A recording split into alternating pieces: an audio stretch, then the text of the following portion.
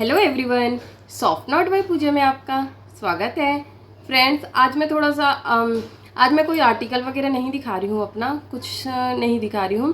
कुछ कमेंट्स आ रहे हैं, उनके आज मैं थोड़ा सा जवाब दूँ। काफ़ी लोगों का कमेंट आ रहे हैं कि आपने कैसे जर्नी शुरू किया, आप कैसे सेल करते हो, आपके पास कैसे कस्टमर आते हैं, कैसे मतलब कि आप इतना इम्प्रूव कर सके हो।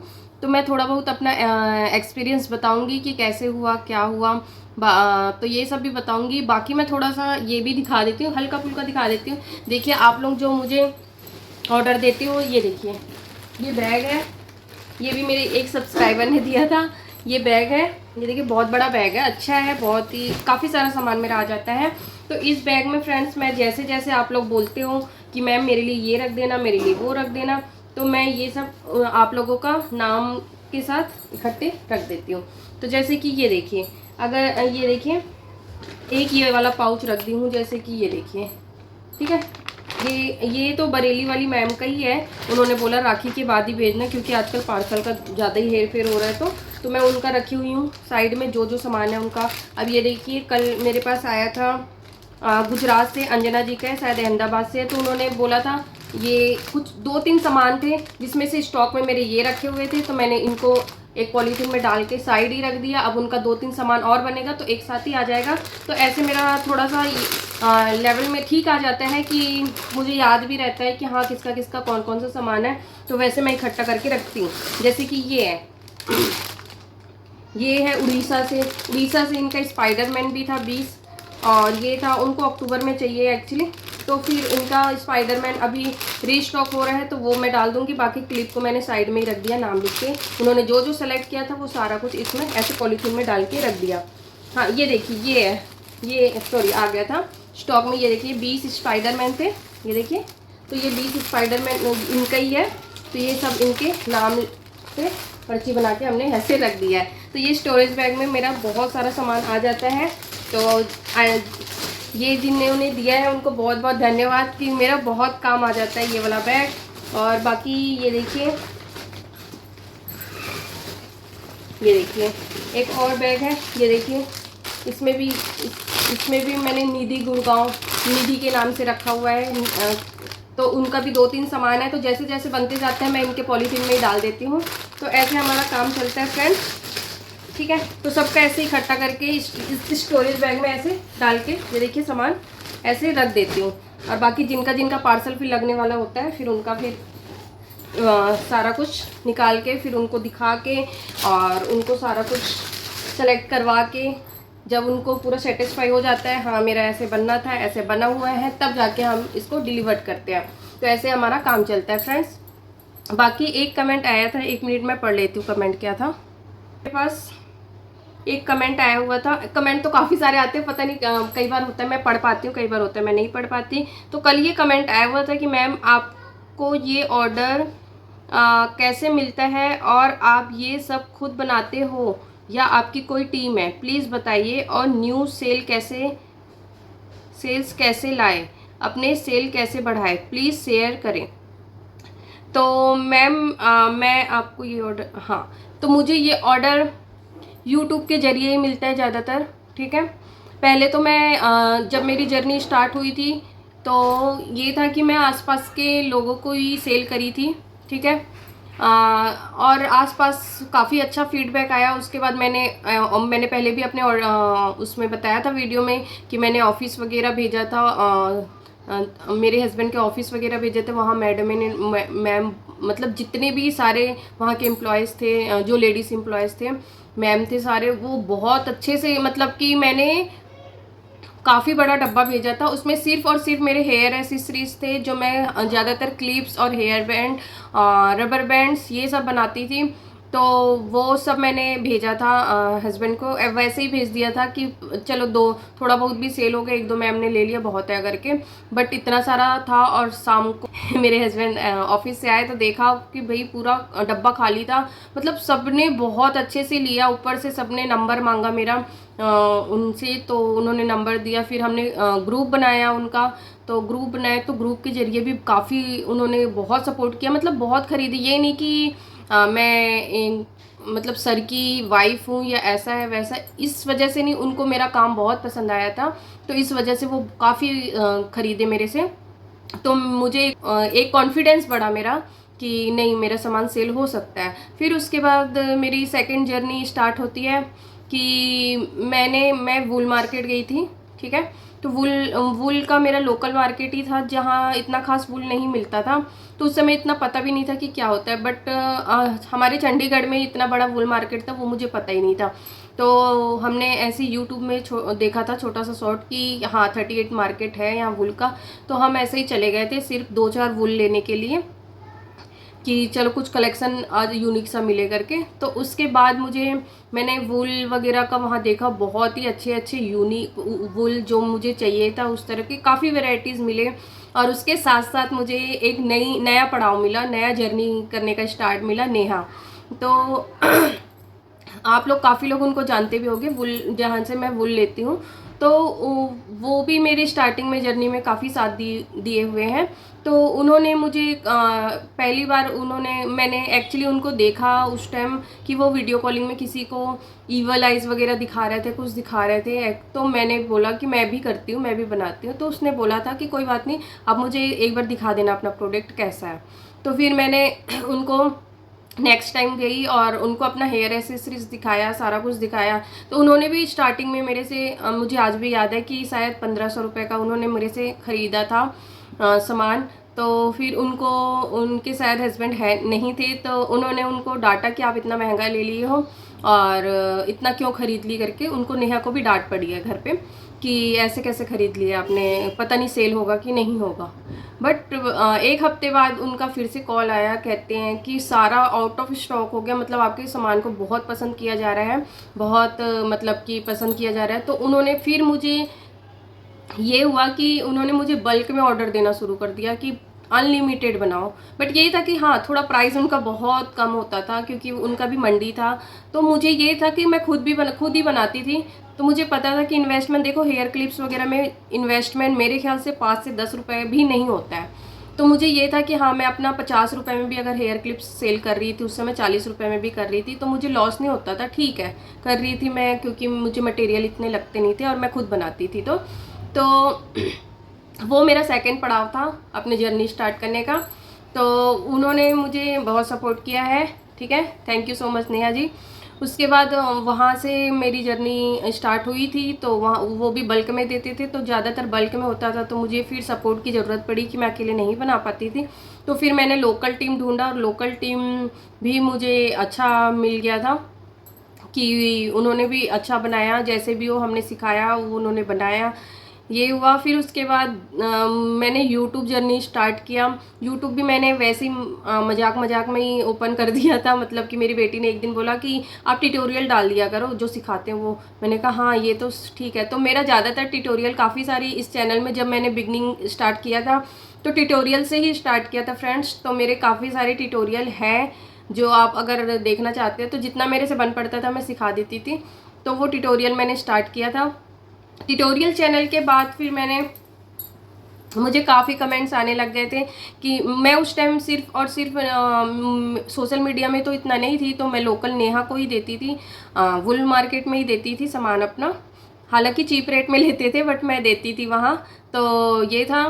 फिर उसके बाद फ्रेंड्स मेरी थर्ड जर्नी स्टार्ट हुई है यूट्यूब चैनल मैंने दिसंबर में स्टार्ट किया था और आज देख लीजिए, मतलब 6 से 7 महीना हो गया। आप लोगों ने बहुत प्यार दिया, बहुत सपोर्ट किया है, तो उसके लिए बहुत बहुत धन्यवाद। और बस मेरा अब जो आता है, मेरे जो ऑर्डर आते हैं जैसे भी आते हैं, ना कोई फेसबुक में से आता है ना इंस्टाग्राम से आता है, सिर्फ और सिर्फ यूट्यूब से आते हैं। यूट्यूब ने thank you so much YouTube, जो आपकी वजह से मेरा अच्छा खासा काम चल रहा है और सब्सक्राइबर भी बढ़ रहे हैं, लाइक्स कमेंट सब आ रहे हैं। तो थैंक यू सो मच। बस मेहनत कर रही हूँ, डेली अपलोड करने की कोशिश करती हूँ, वीडियोस वगैरह भी, और काम करने की भी पूरी कोशिश करती हूँ, टाइम पे देने की कोशिश करती हूँ। और काफ़ी लोग बोलते हैं कि आप सस्ता देती हो, तो सस्ता तो नहीं, बट ये है कि मुझे देखिए वुल, मेरे लेबरिंग, सारा कुछ मुझे रीज़नेबल प्राइस में मिल जाता है। तो मैं ज़्यादा हाई मार्जिन रखने की कोशिश नहीं करती हूँ, नॉर्मल मार्जिन के हिसाब से ही चलती हूँ। बाकी देखिए, मेरा ना कोई ज़्यादा बड़ा ब्रांड है, ना मैं लेबल रखती हूँ, और ना कोई फैसिलिटीज़ करके देती हूँ। सिर्फ मेरे पास जो ऑर्डर आया मैंने मोड़ माड़ के अच्छे से, मतलब ऐसे भी नहीं कि प्रॉपर पैकेजिंग करके दो, जैसे देती हूँ वैसे देती हूँ। मतलब इस सब में मैं खर्चा नहीं करती हूँ। नॉर्मल पैकिंग होते हैं मेरे, नॉर्मल कोई लेबल नहीं होता, कुछ नहीं होता। एक थैंक यू कार्ड, कई तो बल्क ऑर्डर वालों को एक थैंक यू कार्ड भी मैं नहीं दे पाती हूँ।